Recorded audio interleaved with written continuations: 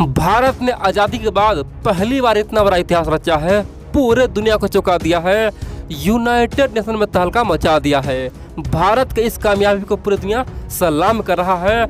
America से लेकर Europe तक बोल रहा है कि ये तो एक सपना है, ये संभव कैसे है, भारत को ये हो क्या गया है, भारत में इतना एनर्जी कहाँ से आया। भारत पहली बार चीन से पंगा ही नहीं दोस्तों, चीन का आँख फोड़ दिया है। भारत ने साबित कर दिया है कि अब हम डरेंगे नहीं, अंतों अंत तक मारेंगे चीन को, उसका औकात दिखा के मारेंगे, कुत्ते की मौत मारेंगे। दोस्तों भारत का इस फैसले से पूरी दुनिया हैरान है। जिस काम को करने में दुनिया के बड़े बड़े दिग्गज थक गए, हार गए, फ्रांस, अमेरिका, ब्रिटेन सब हार थक गए, उसी काम को भारत ने रातों रात कर दिखाया है और इसीलिए चाइना बौखला गया है। चीन बोल रहा है कि भारत पश्चिमी देशों का एजेंट बन चुका है, पश्चिमी देशों के सहारे पे काम कर रहा है, भारत हमें बर्बाद कर देगा, हमें बुरी तरह से नस्तानाबूद करने के लिए षड्यंत्र रच रहा है, भारत को हम छोड़ेंगे नहीं। आखिरकार क्या हुआ है, भारत ने क्या इतिहास रचा, आप लोग पूरा वीडियो देखिए और समझिए। लेकिन इन सबसे पहले मैं आप लोग से अनुरोध करता हूँ दोस्तों, प्लीज़ मैं आप लोग से बोलता हूँ, डिस्क्रिप्शन में मेरे टेलीग्राम चैनल का लिंक है, आप लोग उस लिंक पर क्लिक कीजिए और टेलीग्राम चैनल को ज्वाइन कीजिए। आप लोग दोस्तों प्यार दीजिए, आप लोग भरोसे ही ये टेलीग्राम चैनल बना है। एरू गरू जो भी होता है चैलेंज मोबाइल का प्रचार करता है, उसके चैनल पे लाखों सब्सक्राइब मिलता है, लेकिन हम टेलीग्राम चैनल बनाए हैं और 20 दिन में कितना मिला, केवल 400 टेलीग्राम पे लोग ज्वाइन किया है। दोस्तों आप लोग प्यार दीजिए, ठीक है, जितना हो सके टेलीग्राम को ज्वाइन कीजिए और सर्च कीजिए धर्मेंद्र नादान। अब चल समझ आखिरकार हुआ क्या है, भारत ने क्या इतिहास रचा है और क्यों पूरी दुनिया थर्रा गया है, भारत के पावर से क्यों पूरी दुनिया परेशान हो गया है। पहली बात तो यह समझ लीजिए, भारत आज जहाँ है ना उस जगह पे आज चाइना होता है, लेकिन हम लोग का गलती आज हमें सजा दे रहा है। 1950 के दौरान भारत को यूनाइटेड नेशन से एक बहुत बड़ा ऑफर भी आया था।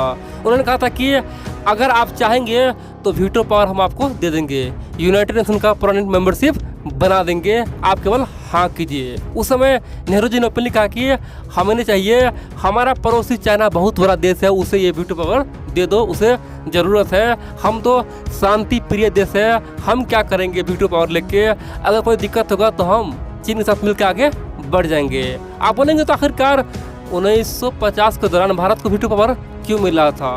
देखिए आप जानते हैं जब चाइना में क्रांति आया 1949 में, उस समय चाइना का जो ओरिजिनल जो सरकार था वो भाग के ताइवान चला गया और ताइवान एक छोटा सा देश था। बड़ी बात तो यह है, इसलिए चाइना को इस वीटो पावर से दूर रखना चाह रहा था, खासतौर पे अमेरिका, ब्रिटेन, फ्रांस चाह रहा था कि चाइना यहाँ पे ना आए, यहाँ तक कि रसिया भी चाह रहा था कि इसे वीटो पावर ना मिले। इसीलिए ताइवान से छीन के ये वीटो पावर भारत को देने वाला था, लेकिन भारत ने खुद ही ठुकरा दिया और आज तक ठुकरा दोस्तों उसी का नतीजा भुगत रहा है।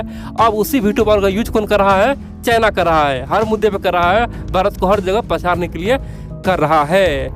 लेकिन बड़ी बात तो यह है, हम लोग अभी यूनाइटेड नेशन का टेम्पोररी मेंबर बने हुए हैं। इतना ही नहीं, अगस्त महीने में हम लोग यूनाइटेड नेशन का अध्यक्ष बने हुए, यानी कि राष्ट्रपति दोस्तों, प्रेसिडेंट बने हुए। बड़ी बात तो यह है, हम जो चाहेंगे वही होगा और इसीलिए भारत सरकार ने एक बहुत बड़ा डिबेट बुलाया। दोस्तों उस डिबेट में भारत के प्रधानमंत्री मोदी जी ने इतिहास रचा। पहली बार भारत का कोई प्रधानमंत्री यूनाइटेड नेशन के डिबेट को लीड किया, अपने नेतृत्व में आगे बढ़ा। दोस्तों मोदी जी वहाँ पे खुद भी उपस्थित रहा वर्चुअल माध्यम से और यहाँ पे डिबेट था मैरीटाइम सिक्योरिटी पे। दोस्तों आप बोलेंगे इस पे क्या था, देखिए जिस प्रकार से समुद्र में आना जाना बढ़ रहा है, जिस प्रकार से कार्गो शिप हो गया, जिस प्रकार से बड़े बड़े कंटेनर हो गया, जिस प्रकार से दोस्तों जहाज आते हैं जाते हैं, लेकिन उस पर क्या होता है, कई बार लुटेरा आता है, कई बार चोर आता है, कई बार प्राकृतिक आपदा में जहाज बुरी तरह से नष्ट हो जाता है, करोड़ों का नुकसान होता है, लोगों का नुकसान होता है। इसीलिए मैरीटाइम सिक्योरिटी पे दोस्तों एक डायलॉग हुआ, एक डिबेट हुआ कि आखिरकार हम लोग कैसे लुटेरा से बचेंगे, समुद्री लुटेरा या फिर प्राकृतिक आपदा, पूरे दुनिया मिलकर कैसे काम करेगा जिससे किसी के जहाज का कोई नुकसान ना हो। और दोस्तों उस पर भव्य मीटिंग हुआ, यहाँ पे तमाम देश का जो भी बड़े बड़े प्रतिनिधि सबको आया दोस्तों, यहाँ तक कि रसिया के राष्ट्रपति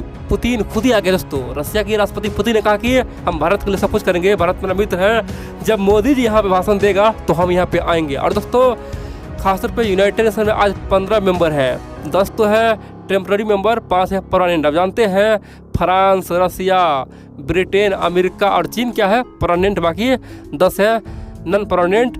ये तमाम खास तौर पे देश यहाँ पे उपस्थित था, लेकिन रसिया के राष्ट्रपति खुद उपस्थित था और बड़ी बात तो भारत को हौसला अफजाई किया। अब यहीं पे भारत ने इतिहास रचा है। दरअसल आप जानते हैं अमेरिका का, यूरोप का, भारत का एक सपना हमेशा से रहा है, वो है साउथ चाइना सी का जो मुद्दा है वो पूरी तरह से यूनाइटेड नेशन तक पहुंच जाए, यूनाइटेड नेशन में उसका डिबेट हो। लेकिन दोस्तों ये कभी संभव हुआ ही नहीं। जब भी कभी फ्रांस हो गया या फिर वियतनाम हो गया, कोई भी इस मुद्दे को उठाने की कोशिश किया है तो चाइना ने हमेशा वीटो पावर यूज किया है और उस मुद्दे को हमेशा के लिए ख़त्म कर दिया है। और इसीलिए आज तक कभी भी साउथ चाइना सी का मुद्दा यूएन तक पहुंचा ही नहीं। लेकिन बड़ी बात तो यह है अब की बार भारत सरकार ने वही काम कर दिखाया, इतिहास रचा है। साउथ चाइना सी का मुद्दा यूएन में गया ही नहीं, वहाँ पे बड़ा डिबेट हुआ और चाइना अमेरिका खूब लड़ा, दोनों बच्चे की तरह फाइटिंग पे उतर गया दोस्तों। तो मैं दोनों कर रहा था और हम लोग इतिहास यहाँ पे रच रहे थे। दरअसल जब मैरीटाइम सिक्योरिटी पे बात चल रहा था उसी समय अमेरिका ने एक बहुत बड़ा बयान दिया, बोला कि भाई ये क्या मैरीटाइम सिक्योरिटी लोग, ये तो सही है, हम लोग साथ हैं, लेकिन एक देश है जो बेहद ही खतरनाक बन गया है, वो है चाइना। और साउथ चाइना सी भी मैरीटाइम के अंदर आता है। तो यहाँ पे चाइना क्या कर रहा है, छोटे मोटे देश का जहाज है उस पर हमला कर देता है, उसे डुबो देता है, पूरी तरह से साउथ चाइना सी पे अपना धावा बोल दिया है, बोल रहा है कि ये साउथ चाइना सी मेरा है। अगर चाइना बोल रहा है कि पूरे साउथ चाइना सी मेरा है तो भविष्य में बोलेगा कि इंडिया पूरे इंडियन ओशियन मेरा है, बाद में ईरान बोलेगा कि पूरे पर्शियन ओशियन मेरा है। ऐसे में तो दुनिया में तो तांडव मच जाएगा, सब बड़े बड़े जो भी समुद्री इलाका है अपना बोलेगा, तो लोग कैसे व्यापार करेगा, लोग कैसे जाएगा, कैसे आएगा। तो सबसे पहले चीन को सबक सिखाओ, चीन को औकात दिखाओ। चाइना ने साउथ चाइना सी में तांडव मचाया है, यह इंसान के लिए बहुत बड़ा मुसीबत हो चुका है और बहुत सारा देश परेशान हो चुका है। चीन को सबक सिखाओ। दोस्तों यहाँ पे अमेरिका भारत ने एक ऐसा षड्यंत्र था ना जहाँ पे चीन ऑटोमेटिक फंस गया, चीन चारों खाने फंस गया। और बड़ी बात तो यह है साउथ चाइना सी का मुद्दा यूनाइटेड नेशन में उठ गया और दुनिया के कोने कोने में हर जगह ये मुद्दा फैल गया, यानी कि पूरी तरह से इंटरनेशनल अब ये मुद्दा हो चुका है। और ये काम करने वाला कौन बना, भारत देश बना। यानी कि भारत ने केवल पिच तैयार किया, भारत ने केवल खासतौर पर मैदान तैयार किया और यहाँ पे अमेरिका के दौड़ गया, चीन को धक्के मारते मारते दौड़ गया। दोस्तों ये बहुत बड़ी जीत हुआ है और इसीलिए चीन बौखला गया है। पहली बात तो ये जान लीजिए, जब ये मीटिंग हो रहा था उस मीटिंग में चीन ने एक अपना घटिया हरकत किया। दोस्तों चीन ने भारत को बदनाम करने के लिए, भारत को हल्के में लेने के लिए अपना सबसे लो क्वालिटी का, सबसे छोटा पद का जो भी नेता है उसे भेजा। यानी कि एक तरफ जहाँ भारत के प्रधानमंत्री भाषण दे रहा था, रसिया के राष्ट्रपति पुतिन था, दूसरी ओर अमेरिका के विदेश मंत्री एंटनी ब्लिंकन था, तीसरी ओर दोस्तों चाइना के सबसे छोटे पद का जो अध्यक्ष है उसे भेज दिया गया। यानी कि भारत को पूरी तरह से इग्नोर करने के लिए ऐसा किया गया।